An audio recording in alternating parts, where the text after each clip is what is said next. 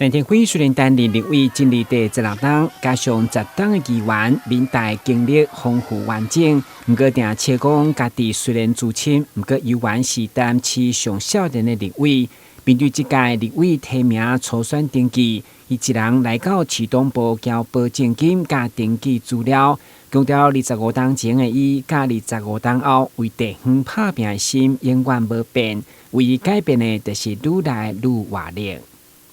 大家都说台南的立委挺非常资深，但是我拢爱补一句话讲，虽然资深但是我是上少年的，我阁是所有台南的立委内面上少年的，所以资深又年轻，我相信我们可以带给所有好朋友不一样的一个未来。当然，立委初选登记唔免提出证件，不过为了对选民负责，会中伊嘛提出挺台湾的12大证件，持续努力争取建设。虽然我们的初选是不用写证件的但是我觉得这是对选民的一个责任，也是未来我们希望